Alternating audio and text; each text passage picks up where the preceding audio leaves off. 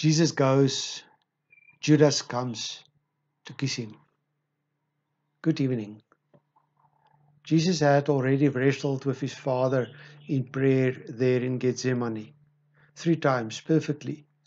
He prayed that not his will but the will of his Father should be done. And now it has to happen.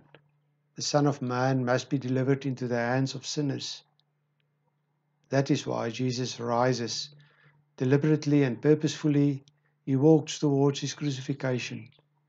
He goes to drink the cup on purpose. In John's version, this is nicely emphasized when Jesus twice asked the soldiers who they are looking for. And each time, when they answer that they are looking for Jesus of Nazareth, he surrenders himself, saying, "It is I." Jesus is not a victim. He purposefully fulfills the will of the Father. He walks his path of suffering. From the other side of the story, we see someone else purposefully walking. This is Judas, one of the 12 disciples. Judas, the son of Simon of Iscariot, the only disciple from Judea. Judas, who carried the purse of the disciples. Judas, who became very upset when the woman anointed Jesus' feet with precious oil, because, according to him, the money was supposed to be given to the poor.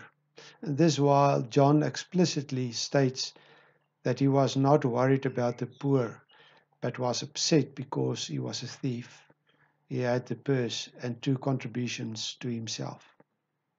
Judas, who had broken bread and poured wine with Jesus a few hours earlier. Judas, who knew Jesus would probably go to Gethsemane to pray because it was his custom. Judas, who went to negotiate to exchange Jesus' life for 30 pieces of silver.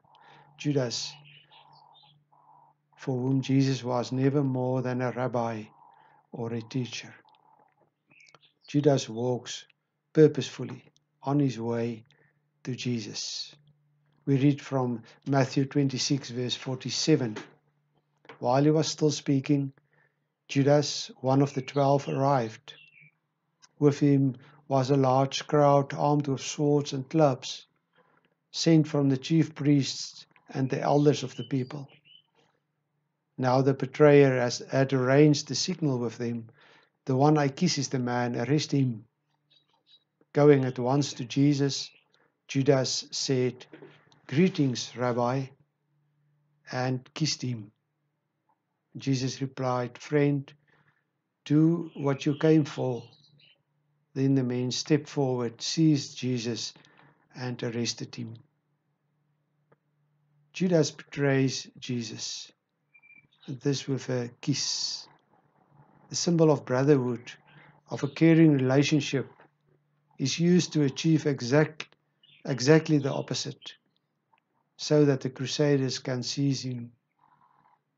The meaning of the prefix to the verb indicates repeated intensive form. Only in 3 other places it is described as such. He kisses, like the woman who kissed Jesus' feet, like the father who kissed the prodigal son, like the elders of Ephesus who said goodbye to Paul for the last time. Planned, blatant, reprehensive, hypocritical, deliberate. And Jesus' response?